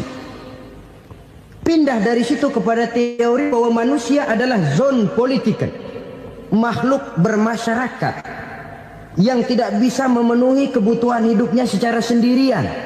Kita memerlukan keberadaan orang lain dalam kehidupan ini.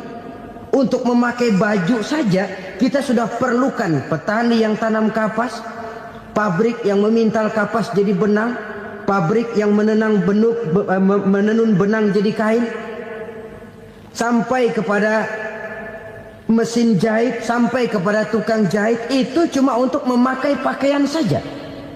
Tidak seorang pun di antara kita yang sanggup memenuhi kebutuhan hidupnya secara sendiri. Kita perlu orang lain. Maka kebebasan dalam arti mutlak, kebebasan tanpa batas, itu tidak mungkin ada dalam kehidupan. Karena kita mengadakan yang disebut interaksi sosial. Setiap kegiatan kita tentu melibatkan orang lain. Menurut kita barangkali kita bebas jalan di jalan raya semaunya, tapi orang lain berkendaraan pun merasa bahwa ini ada juga jalan haknya. Dan begitu selanjutnya. Oleh karena itu, maksud dari kendaraan yang cepat ini adalah khulato'uhu ma'as solihin. Lingkungan pergaulannya terdiri dari orang-orang soleh. Pergaulannya luas. Kemana dia pergi ada temannya. Kesulitannya ada tempat dia cerita. Dan kesulitan kalau sudah diceritakan kepada orang lain, taruh kata orang itu tidak bisa menolong, namun menceritakannya kepada orang yang kita percayai, kan paling kurang sudah mengurangi beban jiwa, mengurangi tanggungan batin, merasa masih ada tempat kita cerita. Maka lebih baik orang awam yang mau bergaul ketimbang orang setengah alim tapi ngunci pintu. Sebab nantinya akan timbul sikap picik, cupik pandangan, dan tidak luas menghadapi kenyataan dalam kehidupan ini. Namun yang harus kita garis bawahi, pergaulan memang mesti luas. Namun jangan sekali-kali lupa bahwa pergaulan sangat besar pengaruhnya dalam ikut membentuk kepribadian manusia. Sehari-hari bisa kita bilang, kalau kita dekat sama tukang minyak wangi, sekalipun nggak dibagi minyaknya, baunya tentu dapat. Betul? Tapi dekat sama tukang elas, walaupun nggak kena apinya, asapnya mesti kena. Kalau Syauqi mengatakan lebih jelas lagi, man asyaral asrafa asa musyarrafan wa muasyiral anzali ghairu musyarrafin.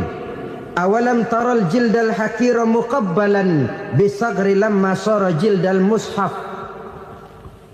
Siapa yang bergaul dengan orang mulia, dia bakal ikut menjadi mulia. Tapi siapa yang berteman dengan orang hina, dia tidak bakal ikut menjadi mulia. Tidakkah kau lihat, kata Syauqi, kulit kambing yang hina pun dicium orang ketika menjadi kantong Quran. Kulit kambing hina Kalau dia sendirian gak ada yang mau cium. Tapi begitu dia bergaul dengan Quran, menjadi kantong Quran, dipakein minyak wangi, ditaruh di tempat yang tinggi, mau diambil dicium dulu, dibawa dengan penuh hormat dan hati-hati.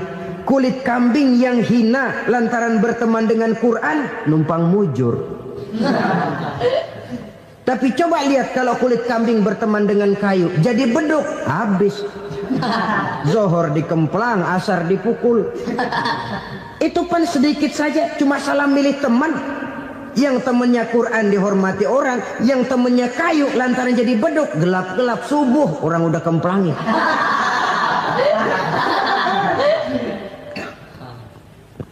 Maka terutama kepada adik-adik remaja yang masih mencari identitas diri, yang ibarat kaset masih kaset kosong, mudah diisi oleh apapun, pandai-pandailah memilih teman dalam bergaul.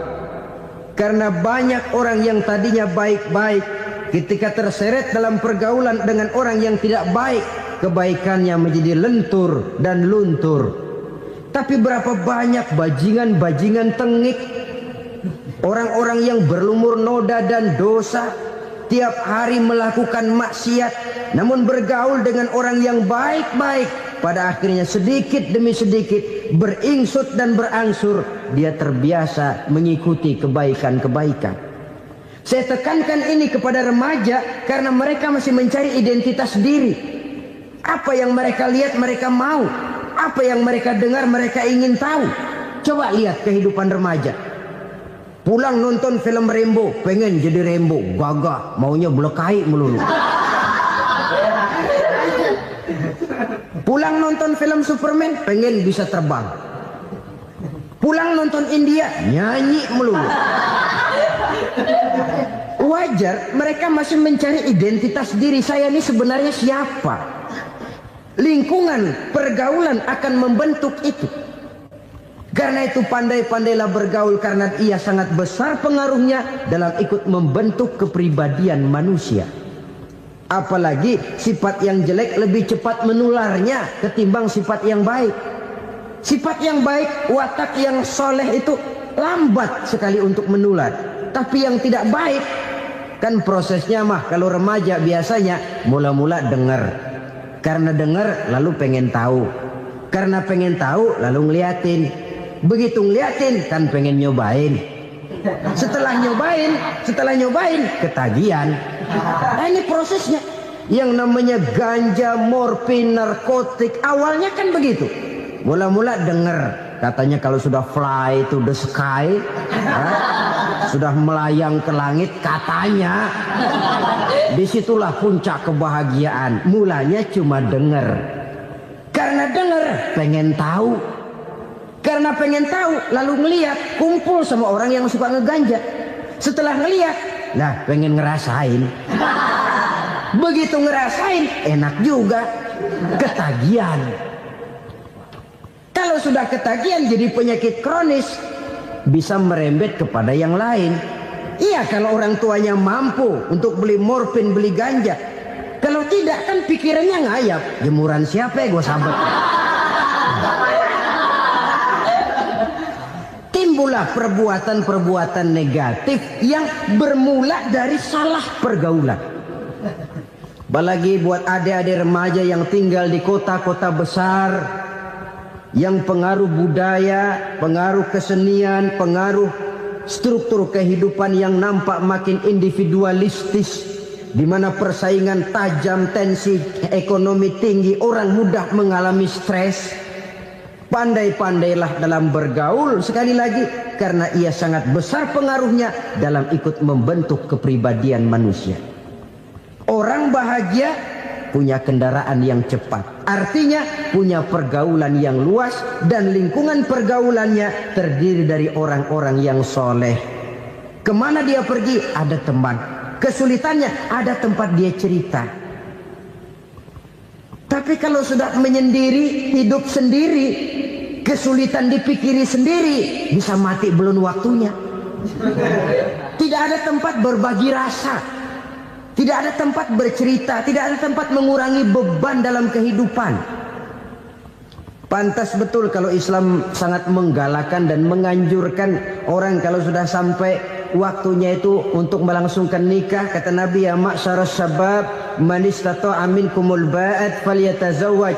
Hai para pemuda, kalau sudah mampu memberi nafkah, kawinlah, nikahlah kamu. Kenapa? Sudah ada teman hidup, tempat berbagi rasa.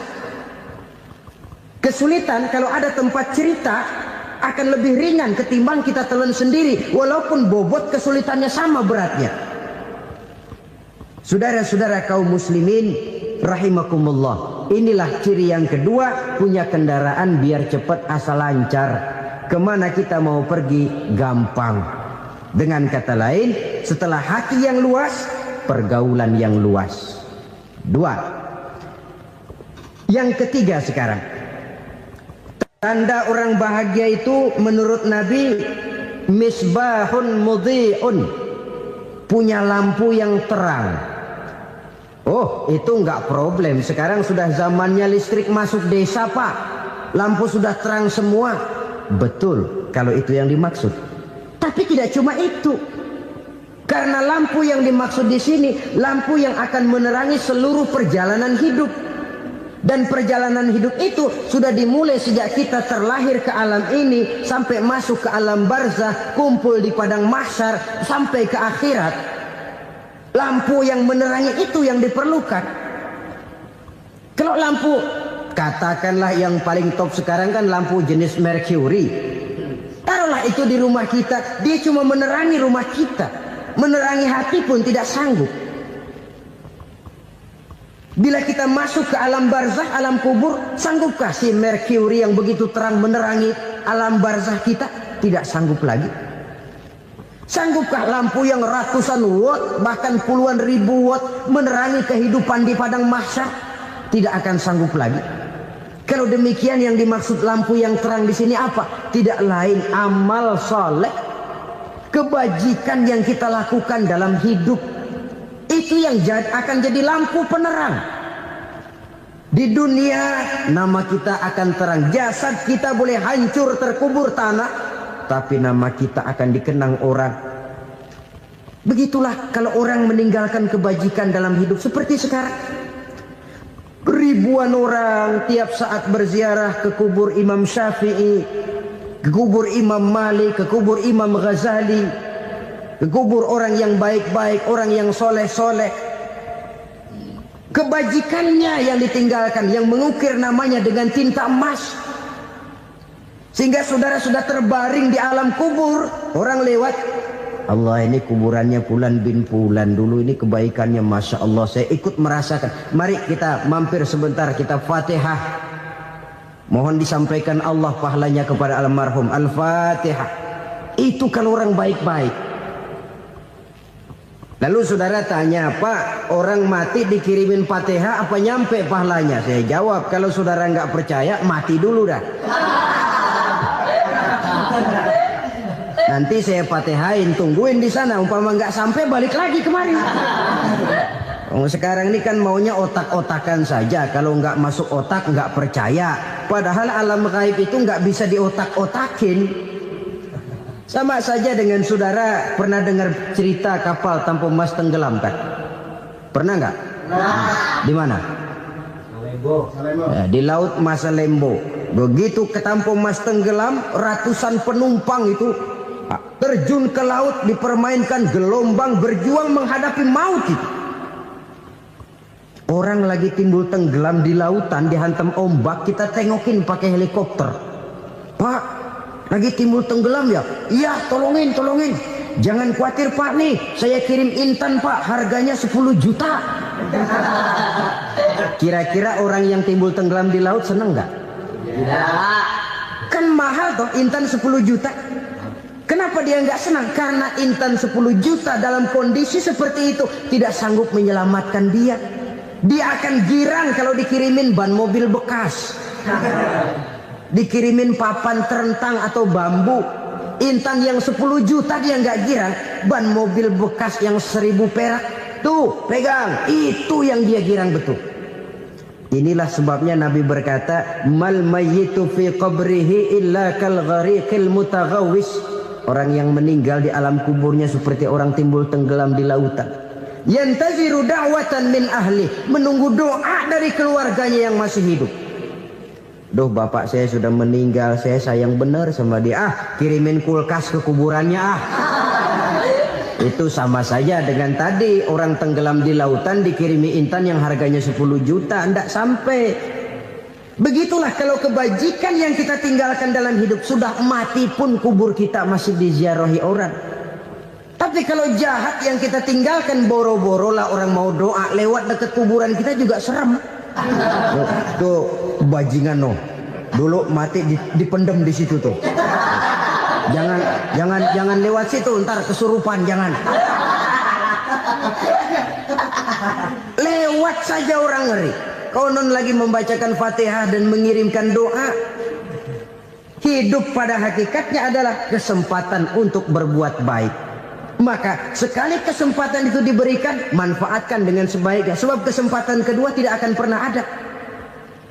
Kesempatan berbuat baik di sini, di akhirat sudah pembalasan namanya. Sekali kesempatan itu dicabut, dia tidak akan pernah dikembalikan lagi. Kata Iqbal, hidup tidak mundur ke belakang, Bung. Berhenti diinjak orang, mundur hancur. Tidak ada kata mundur dalam hidup ini. Berhenti diinjak orang, mundur kecebur. Tidak ada kata lain. Harus maju dalam kehidupan, dalam artian yang positif. Hidup adalah kesempatan untuk mengumpulkan kebajikan yang sebanyak-banyaknya. Di situ nilai daripada manusia. Sekarang ini memang nggak kelihatan kok, orang yang banyak pahala sama yang banyak dosa nggak kelihatan kok. Barangkali kalau habis bikin dosa palanya pada benjol, mungkin orang takut sama dosa. Tapi sekarang sama saja, orang yang banyak dosa dengan yang nggak banyak dosa jalan bareng dari belakang, sama, nggak kelihatan beda. Tapi ada waktunya di mana pahala memegang peranan, di mana dosa diperlihatkan. Sama saja kalau kita bawa mobil siang, lampu kan nggak begitu berfungsi. Apa lalu bilang, alah ini lampu berat-beratin, copot-copotin aja dah. Tidak perlu begitu. Kenapa? Pada suatu saat malam senja akan datang. Bila matahari terbenam, senja pun datang, gelap mulai merayap, disitulah baru terasa perlunya lampu. Pahala begitu. Sekarang orang yang nggak ada pahalanya nggak kelihatan dalam kehidupan. Tapi pada suatu saat senja kehidupan akan datang. Ajal merenggut nyawa, malam merayap, dan hidup mulai diliputi kegelapan di alam barzah. Dikala itu kalau nggak punya lampu, alangkah malangnya kita. Sebab amal yang baik, kata Nabi, di alam barzah itu akan diciptakan menjadi perempuan yang cantik menemani kita. Amal yang jahat akan menjadi orang yang paling jelek nemenin kita. Sudah di tempat gelap yang nemenin jelek.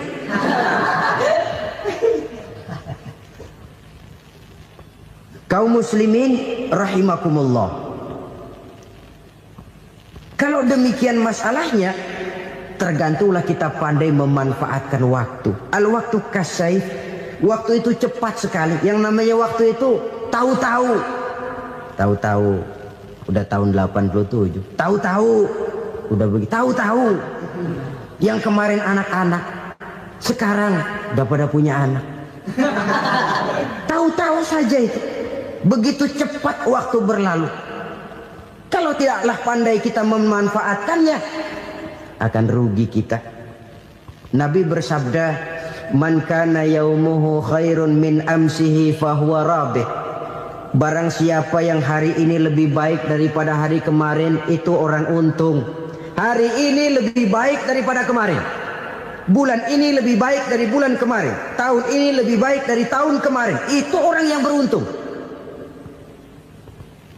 Tahun kemarin sembayangnya maghrib doang, sekarang udah tambah isya. Tahun kemarin cuman Idul Fitri aja ngancem bener, sekarang udah tambah Jumat, lalu tambah lagi maghrib, tambah lagi isya, dan selanjutnya. Hari ini lebih baik daripada kemarin, itu orang yang beruntung. Wa man kana yaumuhu mislu amsihi fahuwa khasir. Lalu barang siapa yang hari ini sama saja dengan hari kemarin, itu orang rugi. Hari ini sama dengan kemarin, rugi itu. Bulan ini begitu, bulan kemarin begitu, tahun ini begitu, tahun lalu juga begitu. Rugi itu orang. Rugi apa? Rugi umur. Umur tambah, amalan gak pernah tambah. Dan saya pikir lebih merupakan azab ketimbang nikmat kalau orang dikasih panjang umur cuma untuk numpuk dosa. Mending mana? Panjang umur banyak dosa sama pendek umur dikit dosa. Mending mana? Mending mana? Ya, paling mending tentu panjang umur banyak pahala. Tapi kalau tidak, sekali lagi, lebih merupakan azab ketimbang nikmat kalau orang diberikan panjang umur tapi cuma untuk sekedar menumpuk dosa. Kehilangan kesadaran bahwa dunia bukan terminal akhir dari satu perjalanan. Dia cuma halte di mana kita berhenti sebentar untuk menuju kepada terminal yang hakiki. Saudara-saudara kaum muslimin rahimakumullah, inilah lampu yang akan menerangi kehidupan. Amal yang kita lakukan di dalam kehidupan. Jadi yang dimaksud dengan lampu yang terang, kebajikan yang kita kerjakan dalam hidup. Nah, setiap orang di awal tadi saya bilang ingin bahagia. Bahagia itu kan hakikatnya kumpulan senang dan selamat. Senang, selamat. Apa bedanya? Senang tapi tidak selamat, nggak bahagia. Selamat tapi nggak senang, nggak bahagia orang. Contoh, kalau orang korupsi, duitnya banyak, senang dia, tapi keselamatannya. Ada tentara baris di samping rumahnya udah bingung, padahal tentara latihan. Tentara cuma latihan, dia bingung. Senang, tapi karena keselamatannya tidak terjamin, dia tidak bahagia. Sebaliknya pegawai negeri jujur benar cuma segaji-gajinya, selamat nggak korupsi tapi melarat, ya nggak bahagia juga, kurang senang.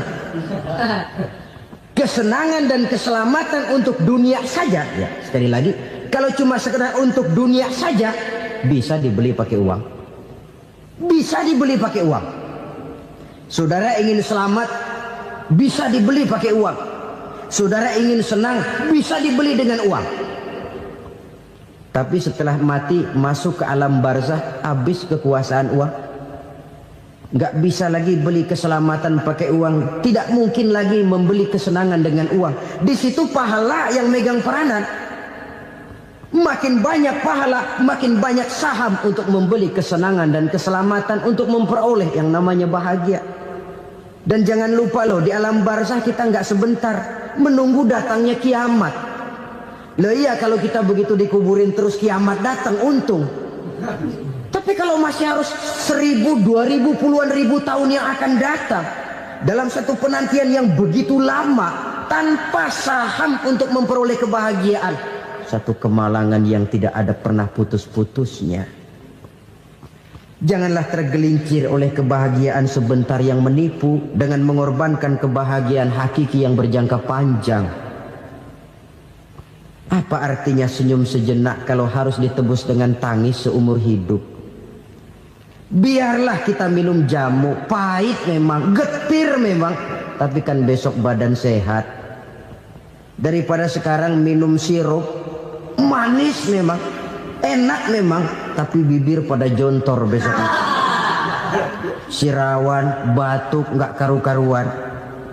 Banyak orang tertipu oleh kesenangan yang sebentar. Padahal laisa kullu ma yalma'u zahaban. Belum tentu semua yang berkilat itu emas.